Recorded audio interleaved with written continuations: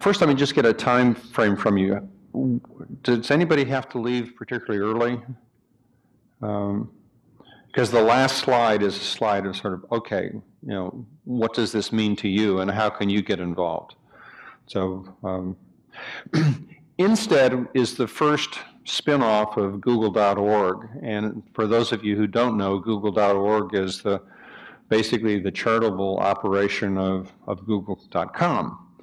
And it has a current asset base of about $2 billion that the founders set up to pursue charitable activities. And one of the charitable activities that they elected to get involved with was being the founding grantor for an organization that we'll talk about today called INSTEDD. And we've subsequently received support from a broad range of other organizations, but Google is our original sponsor and the institution to which we owe our existence. What we want to do with INSTEDD is to basically bring the information age to bear on the problems of disaster response around the world. And you're a bright audience. I'm not going to spend my time reading what's on the slides. Just glance through them. You'll get some feel for the kinds of things that we hope to do.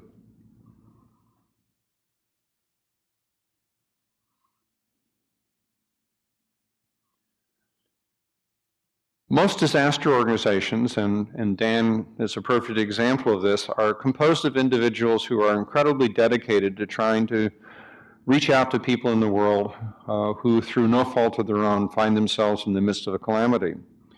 The difficulty is that disaster organizations are organizations which have a very episodic demand for their services. And as a consequence, they typically are under-resourced. And only when a disaster occurs does everybody sort of say, okay, how can we help? And then it's too late, because when the people go out the door to deal with the disaster, they don't have time to get connected with the people who want to help. You are in a company that is immersed in technology, and you take technology for granted. Most of the people in the disaster community are operating probably 10 to 20 years behind where you are when you go back to your desk today. And that's just the nature of the business, which is also frequently compounded by the fact that in a disaster setting, frequently access to communications is usually degraded, if not totally eliminated. So INSTEDD's mission is to try to be a facilitator to work with all of the disaster organizations in the world and to give them better tools so that they can be more efficient and more effective in the things that they have chosen to do. And there are literally tens of thousands of organizations around the world who perceive their mission being some form of disaster response, disaster recovery. Some of them are large organizations like UNICEF. Others are very small organizations. And when a disaster occurs, frequently many of these organizations will all show up at the same place at the same time in an incredibly uncoordinated but incredibly well-meaning fashion. And so what we hope to do is to be a totally independent entity, independent of any company, any government, any other institution, and to try to bring together all the tools that the technology community has to offer to help the people who are in fact responding to disasters around the world. And hopefully in the process of doing that, one of the things we'll also do is increase the probability that these organizations will work more effectively together because they'll be using the same tools, communicating the same way. Now, the range of disasters that we're looking at, infectious diseases, man-made physical disasters, famine, human rights abuses, and natural disasters. And for each one of those, 4 categories: the prevention, preparedness, mitigation phase, which is the thing that you try to do ahead of time to make sure that we as a world are better prepared. Typically, this function is dramatically underfunded, and we don't do nearly as much as we should in terms of prevention, preparedness, or mitigation. Surveillance, we do surveillance reasonably well with infectious diseases. We don't do surveillance very well for most of the other things that are listed here. There is, in fact, a famine watch system that does a reasonably good job. We're getting a little bit better at predicting things like earthquakes and tsunamis that result as a consequence of earthquakes. We don't do nearly as well with respect to human rights abuses. In fact, most people would not normally categorize those as disasters.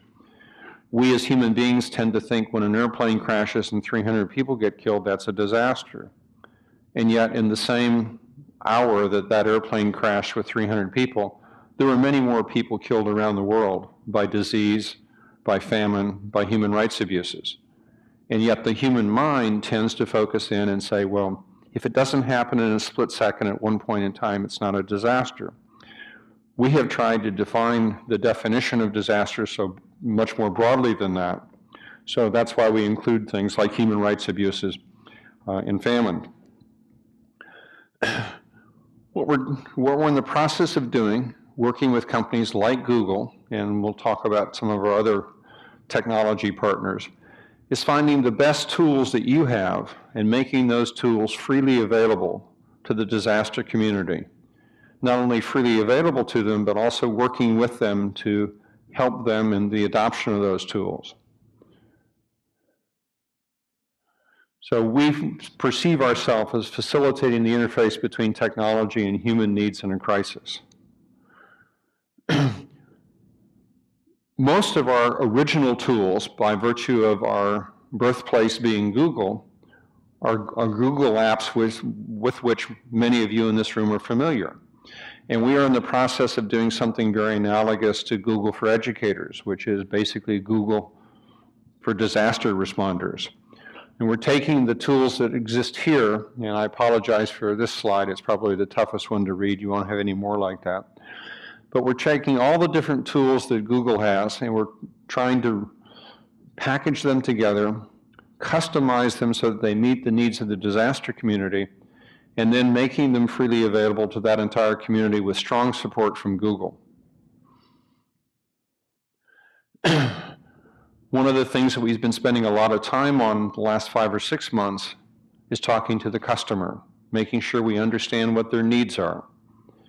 And it's been eye-opening because when you talk to people who are actually in this business on a day-to-day basis, you begin to realize what an incredible opportunity advanced technology brings to the table. But you're also incredibly impressed with what these people do, many of them without the kinds of tools that you and I take for granted on an everyday basis. So we have 6 initial projects. The consultation, which I just described, the tools and technology, which is basically what we're talking about, developing a toolkit. And with Google being the main supplier, but IBM and a number of other organizations coming on board. I'll talk a little bit later in this presentation about one of our partners, which is NASA. And NASA is doing some very exciting things with us and with Google. But having tools doesn't mean anything unless you can demonstrate that they work. And so we have chosen 3 test sites around the world. One of them is right here in New York City, and it's the one that Dan operates, which is the 24-hour emergency operations center of UNICEF. And when you walk into that room, you see the tools that they have, and you realize that here's an incredible opportunity for us to bring modern information technology and high-speed connections and all sorts of other kinds of things in to facilitate them doing the job that they do. The second test site we've chosen for a couple of reasons, one of which is its physical proximity. The second, because it is an activity which, if it's successful, can be easily replicated, is we're working with one of the 28 national urban search and rescue teams. The one that happens to be located in Menlo Park, California, quite close to both the Mountain View campus and INSTEDD's headquarters in Palo Alto. And that urban search and rescue team is one of the teams that came here to New York City for the World Trade Center. They went to Oklahoma City, they went to Katrina. They were responsible for the recovery of the Columbia astronauts. In each of these cases, they went out the door with roadmaps from AAA. They had no, basically, high technology. The people at Google during Katrina were pumping incredible imagery out the door, and it went down to a desk in Louisiana and sat on the desk because nobody had made the connection between the people who were providing that valuable information and the people who were actually in the field doing the work. And when we first introduced the people from Menlo Park to the people from Google, there was great sadness because the people at Google said, well, we sent all this stuff to you. And the people at Menlo Park said, but we never got it. And nothing happens in a disaster situation that hasn't been pretty well thought through ahead of time. The people who go out the door with the tools they have. And if somebody else shows up and says, I've got something great for you, they say, look, we don't have time for great things right now. We've got a job to do. And so there's a big disconnect there. And so that's one of the challenges that we face in Project 3. And we'll come back at the very end and talk about how those of you who want to might get involved in Project 3 in general, and particularly getting involved in what we're doing here with UNICEF and Dan and his team.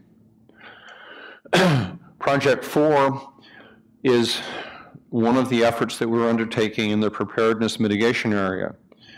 There's a reasonably good chance, probably a higher chance now than any time in the last 20 or 30 years, that the world will see a pandemic flu situation much like 1918. If that occurs, it will change the way that you and I live. It will overwhelm the healthcare system, not only of this country, but of every country in the world.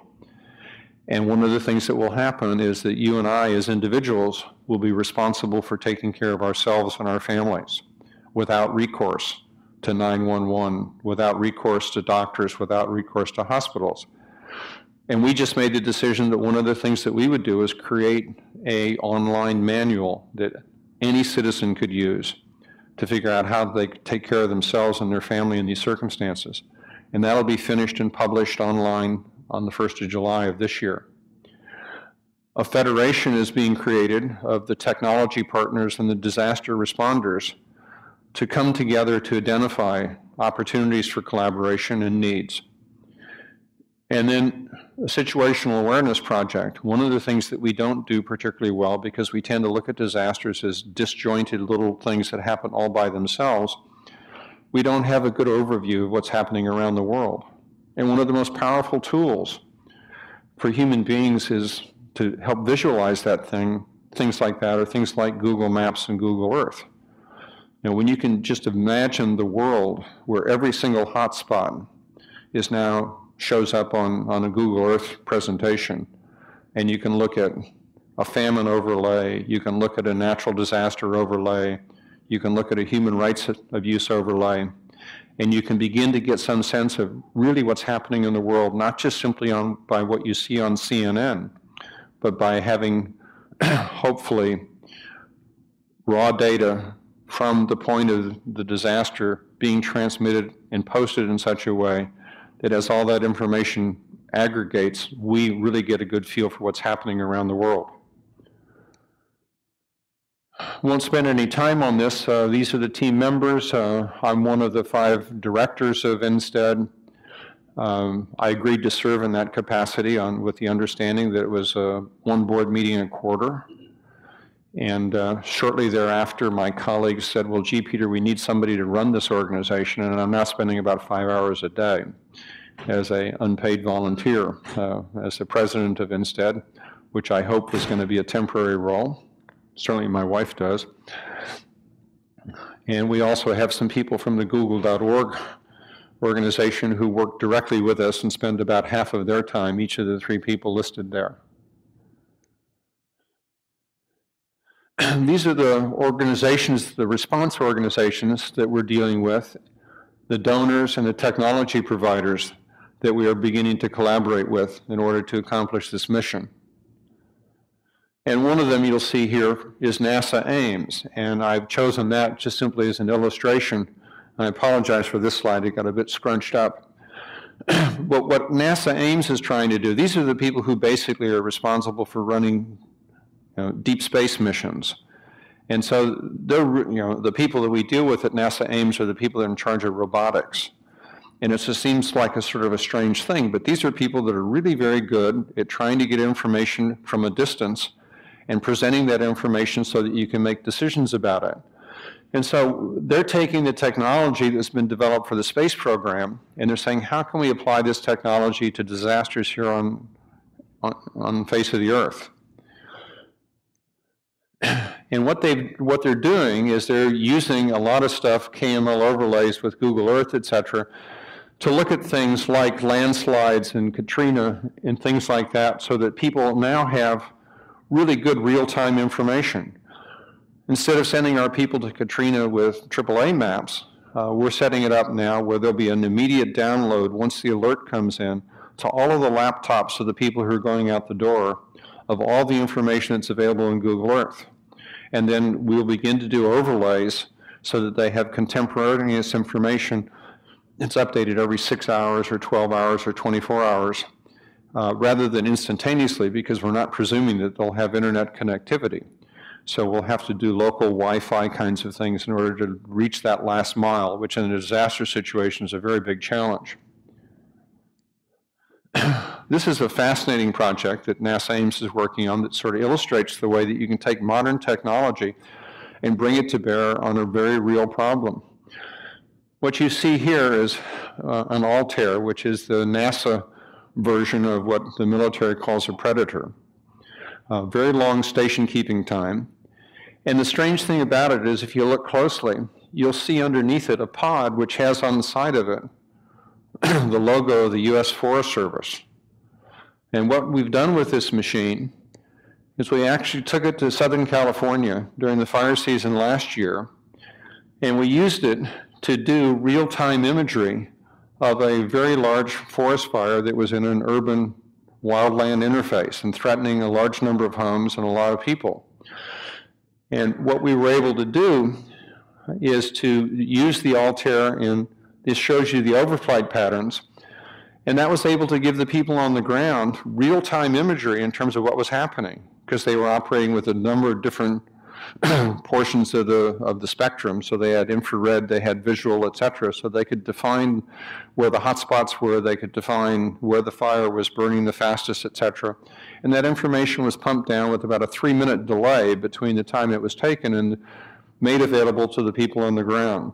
Dramatically different real-time information than we had in any other disasters that I've described to you. So INSTEDD, content, collaboration, communication, early detection response, a facilitator, independent source of information. And now we get to you folks. What can you do to make a difference in the INSTEDD world? Well, one of the things you can do is you can become a Google volunteer involved in some of these projects that I've described. Another thing that those of you, particularly who are on the engineering side, is recognizing as you develop, and I'm constantly amazed every time I pick up the newspaper that there's a new thing from Google, you know, My Maps, whatever it is. It's just amazing the productivity of the organization that you're a part of. But as new apps come along, ask yourself, well, might this be something that we should put into the INSTEDD toolkit? You know, would this help the people who we look to around the world to respond to disasters? Also, help us identify technology providers. As you interface with other institutions and you see that they have tools that might be useful to the INSTEDD toolkit, make sure that we're aware of them and basically do the introduction so that we can put more and more things in this toolkit. And identify disaster responder organizations that should be in the INSTEDD Federation. I am just stunned as we continue to talk to people every single day. There's another organization that I've never heard of before that's doing really interesting, exciting disaster work. It tends to be a very fragmented community. There are some big things like UNICEF, and there's some big things like the World Health Organization, but they're just literally tens of thousands of very small organizations that are very specialized. One of the people we have running Project 3, Deepak Basu, was the founder of an organization called NetHope. And what NetHope did was took a bunch of technology companies and they created a suitcase-sized internet connection that you can take any place in the world, has a satellite antenna, and you can create internet connectivity in a disaster situation. Problem with it, it's very low bandwidth. And it's very expensive because you get charged by the data bit. But it begins to give us the ability to go to a disaster situation any place in the world, open up the NetHope BGAN is what it's called, You open up the suitcase, orient it towards the satellite, and you have very limited, but you do have real-time connectivity. So that's the story of INSTEDD. And Dan's here. What I'd love to do at this point is just questions, answers. Do any of you have any particular ideas that you'd like to share? Any questions about what I've said? Start in the back, move forward. The first one, would love to hear more about how perhaps Dan's working UNICEF, what the needs are. Great. Here in New York, and we're obviously here listening to topics want to contribute in some way, shape, or form, so help with the connection. Gives you the mic and. Thanks. I'm kind of Mr. Disaster at UNICEF. We have about a $2.7 billion program globally, and about, as Peter said, 45% of that goes for emergencies. So it's over $1 billion a year. We're in 150 countries. We do about 350 to 400 emergencies a year. From tsunami in Solomon Islands last week to flooding in Afghanistan. And one of the points I guess I would stress that Peter raised is you hear about, for example, Solomon Islands. It hit the newspapers, it hit the press. It was 20 people killed and about 50,000 displaced. This week alone, we had 100,000 displaced and probably 34 people killed in Afghanistan from floods. No press on it, no information on it, because everyone's focused on something else. So it's a good example of what he described of the industry that focuses on the flavor of the month, if you will, the hot spot that hits the news, rather than the ongoing and the big emergencies that are ongoing every day. Our work based here, as Peter said, we have a 24-hour operations center. It tracks the world. We have about 8 people who watch news in all different languages. We use Google Earth. We use it also to present to others in the organization and elsewhere to say, here's what's happening and where.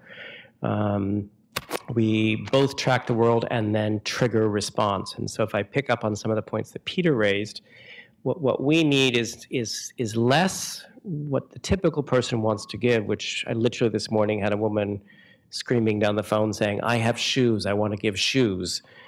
I frankly don't need shoes. What I need are better tools ahead of an emergency. We have some early warning systems. We have some preparedness kits. We have school in a box that we can transport out.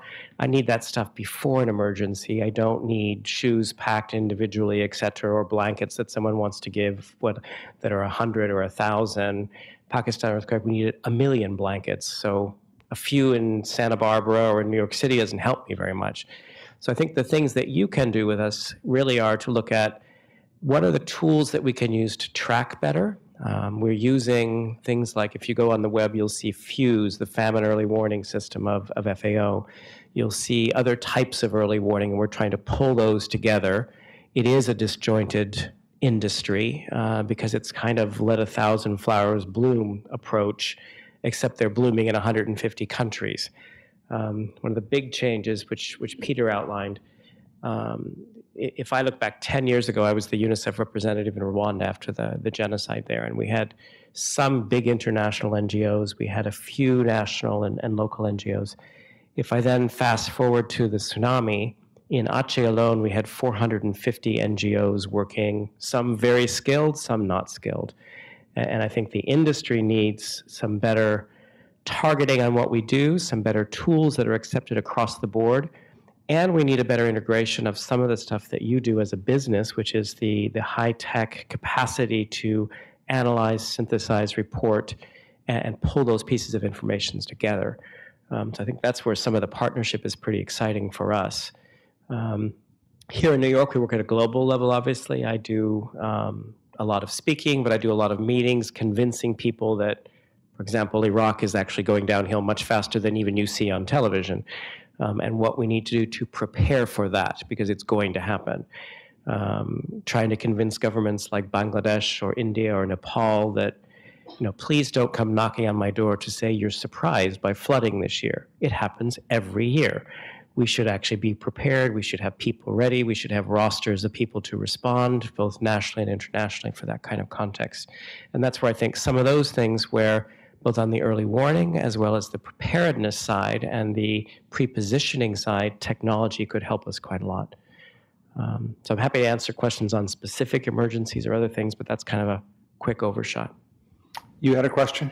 Mine was that, aside from the technology that you want to get, not all of us are engineers here and have that knowledge and ways to help you integrate that technology. What other types of actual volunteer involvement are you looking for and that you can actually use? Good question. I don't have a quick answer to that one. In big emergencies, we do need volunteers, and we need volunteers to man phone lines. It's not the sexy stuff. The stuff that happens in country, we need doctors, we need water engineers, we need nutritionists. And so if you have those skills, there may be opportunities to deploy you in those kinds of emergencies. But there's a lot of background work that happens in most cases in very big emergencies. So it's the tsunami, it's Darfur, it's Afghanistan or Iraq. Smaller emergencies, the advantage of a place like UNICEF, because we are big and global, we have offices in 150 countries. And so our job is to upgrade those offices when something is about to happen or in a pinch after it's happened. And there may be opportunities for that, but I would be honest and say I'd have to get back to you if I know more of the skill set that you have, because I would also be honest and say we don't just need anybody. Part of the problem in the tsunami was we had too many people who had great intentions but didn't necessarily have the skill sets we needed. A woman actually came up to me with a suitcase full of teddy bears and said, in Aceh, and said, "I want to help. Why won't you hire me?" I didn't need 35 teddy bears in Aceh. Yeah. And so it is a question of making sure that we're talking ahead of time. What are your skill sets? What can you bring? And how do we match that? And one of the things that Google's exploring, and I can't speak for them, but I can speak about what I'm aware they're doing, had a program which was originally called Google Pioneers, and now it's going to be relabeled, but it basically where groups of Google people would go overseas on a project basis. And one of the things that you saw in my matrix was the recovery phase. It's important to realize that people think of the tsunami as something that happened over a year ago. More than half the people who lost their homes in that tsunami are still homeless. And yet it's off of our radar screen and so one of the things that I think Google might well think about is, as an institution that has incredible social commitment, what about putting together teams of people who are well organized, who are well disciplined, who would go into a recovery period, into a location in the recovery period and make things happen.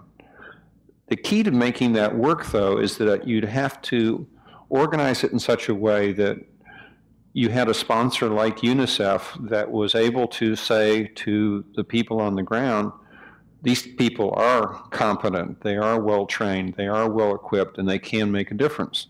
They are not going to show up with teddy bears. They are going to show up with the tools they need to make a difference, either to build houses or to rebuild schools or make a difference. So for those of you who are not on the engineering side and want to get involved, I would encourage you to stimulate a discussion internally about putting together a team of people who could be responsive to Dan and his colleagues when they had a particular problem, and who could be, quote, certified ahead of time as being competent and capable. Because one of the real problems that we have in disasters is what we call convergent volunteers. And convergent volunteers are just a nightmare. A convergent volunteer is the person who shows up with the teddy bears or who says, hey, I'm a heart surgeon, etc. You don't have time in a disaster to figure out whether that person's a heart surgeon. You don't have time to figure out what to do with somebody who shows up and says, I've got the answer to your problems. They may well have the answer to your problems, but you don't have the time to sort that out. So if Google, for example, makes the decision that they want to have a team of disaster responders or disaster recovery people, they need to organize that ahead of time. They need to assure its competence.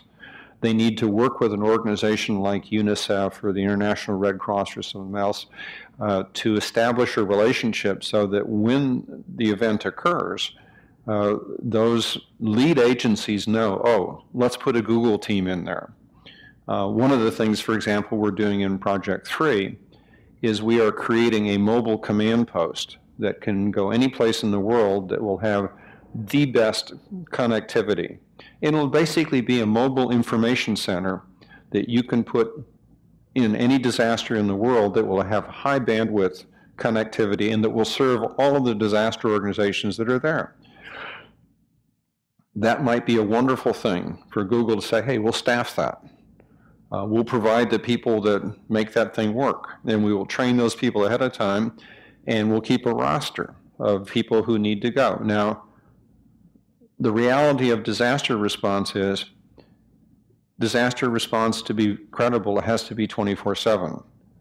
For example, the urban search and rescue team that I'm responsible for, we have to be able to put 75 people out the door within 4 hours to go any place in the world to be self-sustained for a week.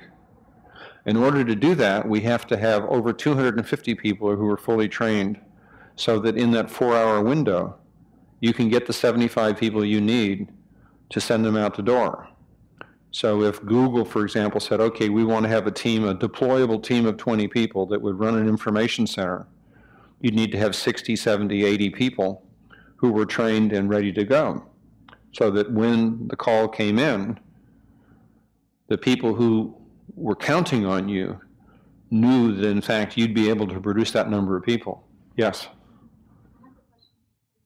Just talking about communication, I was thinking on the UNICEF site, do you have some sort of communication, external communication to the world that says, you know, these offices are on alert so that we can know, as opposed to what the media focuses on, what you think is the most important disaster to focus on is, and some sort of list on your website that says we need 150 heart surgeons. We need these types of people right now in this place in the world. So if you have any of these skills, list those 5 people. Yes and no.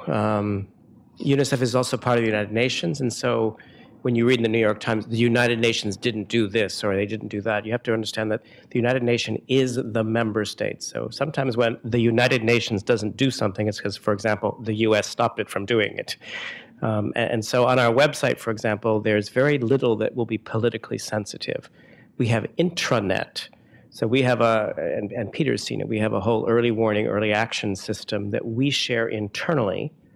But publicly, it's okay to put up things like hurricane is coming to the Caribbean and it's likely to hit these days. You can actually find that information on lots of sites. If I were to put up Iraq is going to hell in a handbasket and it's really going to be at the bottom, and Cuba we're watching because Castro may die and this may happen, we'd have some real problems. So a lot of the countries that I watch can't be on the public site and be, quote, UNICEF's estimate of what might happen. So we are talking now about, for example, putting up, which unfortunately have to be somewhat sanitized versions of what we would call our sit reps. So whether it's Zimbabwe, North Korea, Iraq, Afghanistan, where we're producing either weekly or monthly situation reports of what's happening right now, we are actually looking to see how we could put that up in a public way. We obviously have to take a bit out. The second part of the question in terms of people, what we've tended to do rather than say, let's say we need 50 heart surgeons, or we do, not unlike what Peter has described, we have what we call standby arrangements. And so we have agreements with, at the moment, about 10 different organizations, one in Australia, one in Sweden, Norway, India, could possibly have one here, have one in UK with the UK government, saying, here are the profiles of the kind of people we need. If you are willing to commit with this kind of contract, we would say you can be part of the surge capacity for nutritionists, for IT people. We have an agreement with a group called Télécoms Sans Frontières, which is, it's like Doctors Without Borders, but these are telecom people without borders. And they are a part of our surge for exactly some of the things, the big guns, the communications and IT capacity and emergency. So that's tended to be how we've done it. what we found is if we say we need, let's just say 50 water engineers, we get about 3,000 offers. And even just wading through that in emergency is pretty rough. And so we've used the standby agreements to preset who's cleared, who's ready to go, and where can we call on for that expertise. So we do have that, but it's sort of standby, ready to go partners, which we could do, for example, with Google perhaps. You had a question. It was similar, Rachel. Okay. Sort of similar to building a kind of military organization because you need to have command centers and troops ready to go. You need to have the training. So how is it different from building a military? I think the biggest difference is the resource base. You know, we tend as countries, both the United States and others, to invest heavily in defense. We tend not to make the same kind of investment in disaster preparedness and response. And disaster preparedness and response is usually a very poor child until the disaster occurs, and then everybody gets very excited. But for reasons that Dan and I have both spoken to, that excitement at the time of the disaster is very difficult to convert into a meaningful response because it hasn't been built in a way, for example, it's not part of his certified surge capacity. And so you can't just deal with the fact that suddenly 100 people want to do something. The effort that the people in Mountain View put into providing data to cover the Katrina disaster was incredibly impressive. They basically set up a 24/7 operation. They worked with NASA. They arranged to have some special overflights done. They created all this information, and they shipped it down to Louisiana, and it never got to the people on the ground.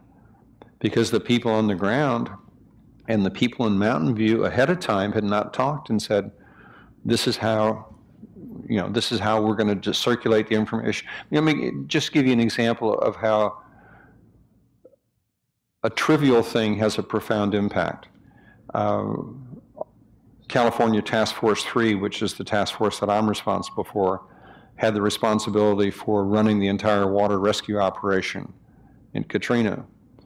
What the Urban Search and Rescue Task Forces did years ago is they developed standardized methodology. When they search a building, they mark the front of the building with particular information so people know it's been searched, what was found in that building, etc. And so the next person that comes by knows that that building doesn't need to be searched again. So here they are at Katrina, and they're going up house by house and marking the front of these houses. And then the next day, someone comes along in a helicopter, can't see the front of the house, doesn't know whether the house has been searched or not, puts somebody on the roof and searches the same house again. You know, how wonderful it would have been if everybody had a PDA with GPS capability and they just entered that information at the time they searched the building, and within 30 seconds it went on to Google Earth, and anybody who was running an airborne operation could see what the water-based operation had done and vice versa. But they had none of that capability. We sent these people out the door with cell phones and satellite phones. Nothing worked. The cell phone system had basically been degraded by the floods, and the satellite system was totally tied up by the networks. The networks all showed up. They would open up a channel on the satellite phone system, and they keep it open 24/7. There were no channels left for the emergency responders. They had a satellite phone that didn't work. And so, you know, those are the kinds of problems you got to solve ahead of time. You know, and if you don't solve them ahead of time, then the people in the field do what they do with what they've got. And one of the real problems also is that the disaster community is not a community where culturally it's acceptable to say, I need this, I need that. It's a group of people who are used to operating under resource-constrained basis. And so you have to talk to these people for a long time before they say, well, gee, it really would be nice if I could have some water or some basic thing. So you have to push these people hard because their attitude is, look, we signed up to be in this business. We're going to go out the door with what we've got. And we don't spend a lot of our time thinking about what we don't have. And so one of the dialogues that's taking place in the consultation process is bringing technology people together with responders. And you saw this incredible operation that's been pulled off by the NASA Ames people. I mean, and you don't need a Predator airborne platform. We had a meeting with the NASA Ames people last week, and they're now in the process of creating a pod that can be put on the bottom of a small fixed-wing airplane or a helicopter. And basically, we can take these pods and give them to Dan or anybody else and say, hey, take this any place in the world, put this on the bottom of an airborne platform, and the data that's connected, it's going to come down, it's going to be digitized photographs that are GPS correlated, and within 30 minutes, we'll be able to put it up on Google Earth. And all you have to do is just do a simple flyover. And that data will be collected and it will be displayed. Well, if you ask a disaster responder if they wanted that kind of thing, they'd sort of scratch their head because they say, well, I've never had that. What do you mean? But then you begin to show them what we were able to do with the Forest Service pod. And it was incredible because instead of the old way of doing it is that you'd send out each of the section bosses on the fire line would do a physical map and send it into the operations center, and people would then say, okay, this is where the fire lines were 6 hours ago. These are reports from our section bosses, and you had information that's typically 6 to 12 hours old. And suddenly we put them in a situation where they had information that was 3 minutes old. It was totally different world, and dramatically increased their ability to do their job. But it took technology people sitting down with responders to say, here's a place where we can make a difference. The other point I'd raise, how we are very different from military, and that's again comes back to this UN side. We work with governments. A military operation primarily goes in to take over and do things. And I think one of what we see in most emergencies is that our role is also to figure out how do we help government do what it should be doing better. Whether it's Katrina, where UNICEF actually helped with some of the education opportunities there, or it's in Afghanistan, how do we make sure that the government can provide education services that it should be providing anyway? And in some countries they can't for resource reasons, and others they can't for access reasons. And so we're not a foreign occupying set of people. We're actually there figuring out if the Ministry of Health is to run the clinics the way it should. It may mean that MSF or Oxfam or somebody else has to run them for a couple of weeks. But the goal is to get the government to be doing it again, or to get private sector to do it again, and actually have it be a self-sustaining system. So that's a big difference from sort of a military force that would go in and do it and leave. And the other difference with the military is that they tend to have pretty much total control of the situation. In most of the disaster situations that Dan and I are familiar with, no one has total control. It's almost chaos. A good example is Oklahoma City. When the bombing occurred there, that was a federal building on federal property. It was very easy to determine who was in charge. It was a whole new ballgame when the World Trade Center occurred, because then you had the city of New York, the state of New York, the federal government. The lines of command and control were incredibly screwed up. Our guys showed up as part of one of the many urban search and rescue teams that came to New York City, and basically could not establish any degree of rapport with the local people because they were perceived as being outsiders, because they wore these FEMA uniforms. And so the first night that they got here, they said, hey, send us Menlo Park Fire Department t-shirts. They put those on the next day, totally different attitude. They were firefighters and totally accepted by their New York brethren. Interesting little cultural thing.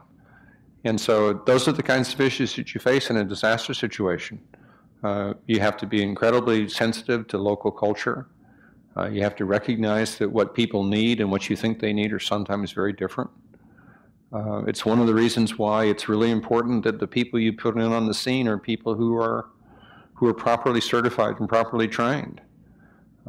One of the real challenges in Aceh was that you had so many people there who really had no business being there, and they became a resource depleter rather than a resource provider. My question in response to that is, it seems to be an issue throughout so many different organizations, like the one you're speaking of that you work with, that there are so many individuals who want to get involved and who have the best intentions and want to do that.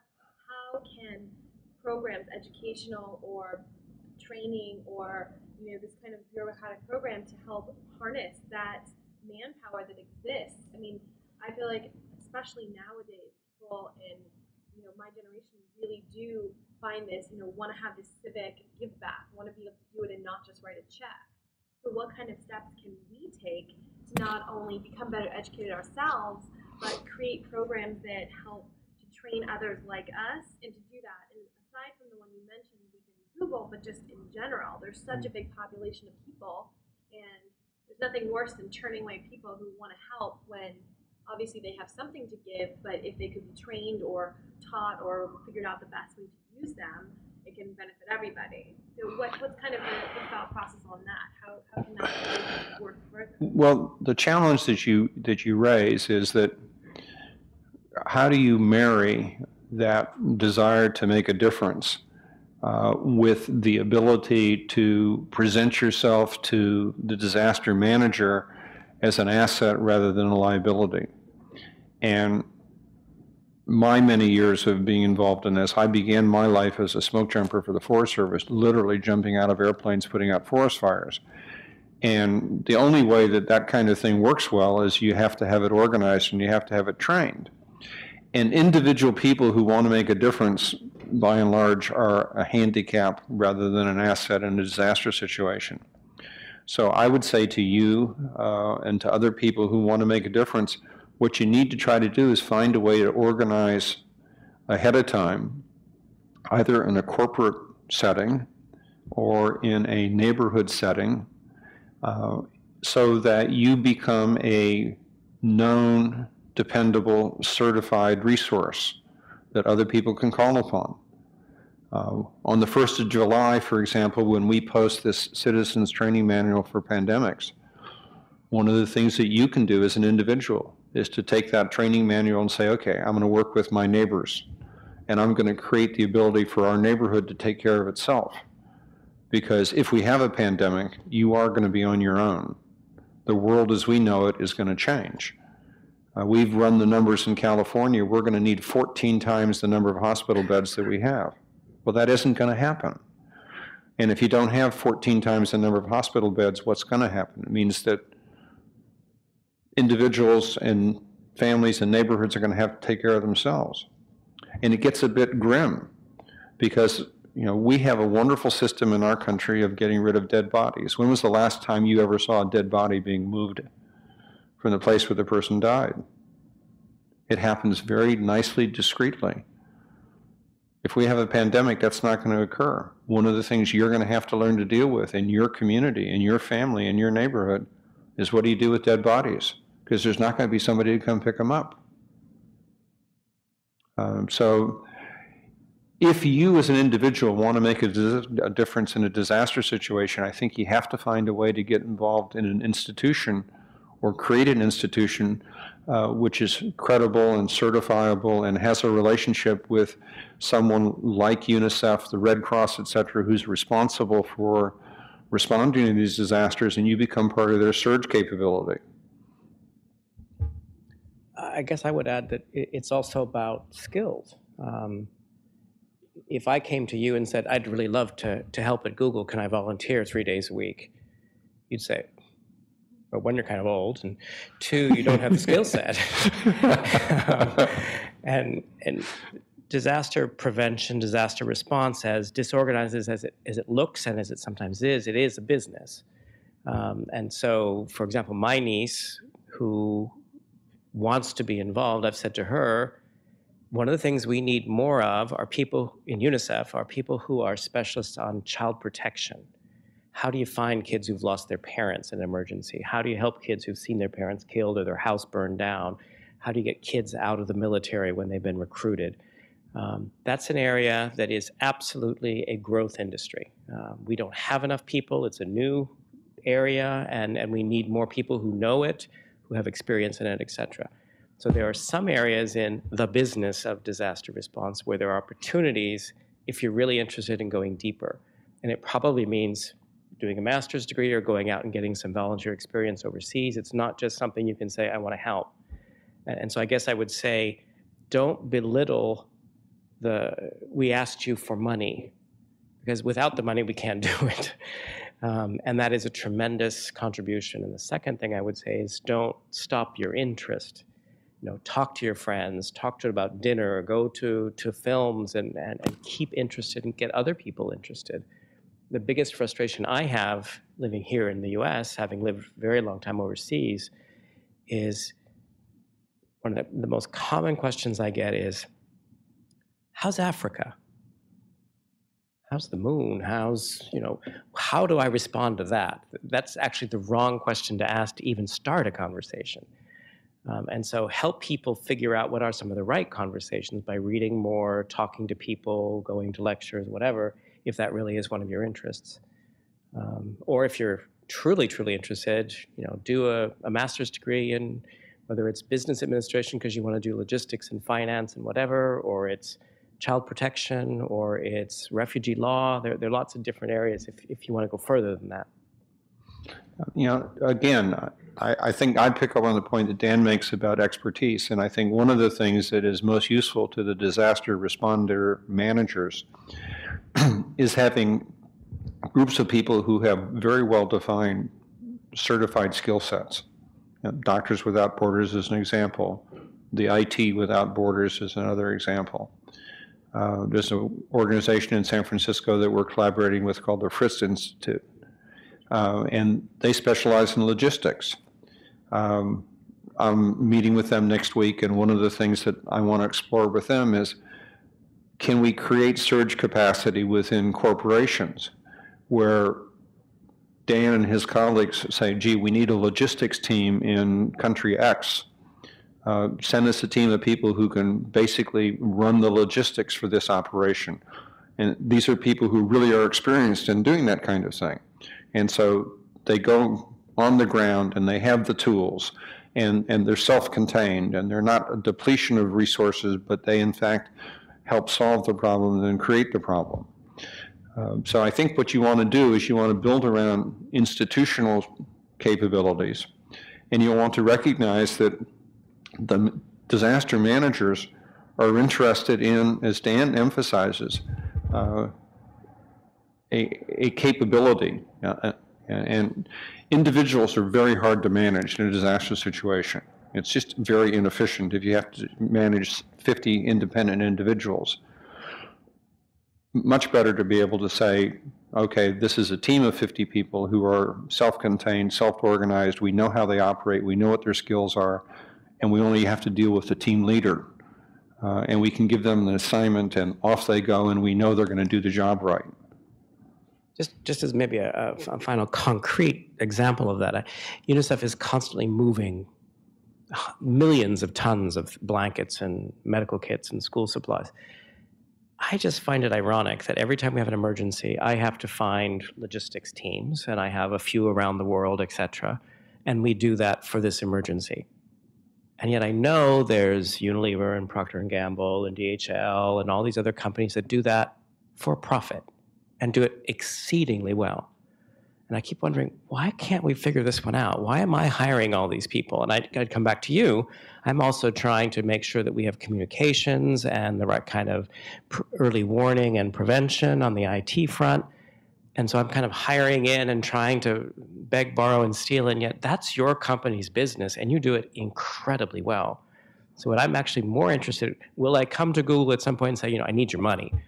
Probably. My job is fundraising. But what I'm really interested in is, how do we harness what is your core business for different kinds of purposes? And that's where I think this is an exciting partnership. So other questions? And thank you so much for sort of sticking with it. We've gone a little bit longer than the hour, and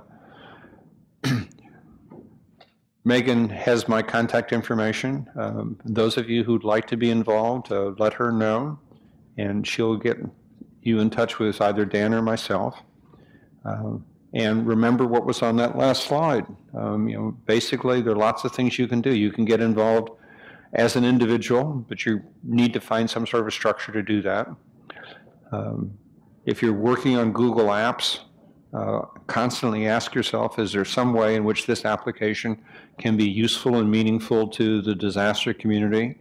And if so, push it to the INSTEDD team to make sure that we include it in the toolkit. If you're aware of other technology providers that you think bring something important to the table, make sure we know who they are. And if you're involved with any organizations that you think could profit from these kinds of things, again, connect us to them. So thank you very much. Dan, thank you for coming. Nice to see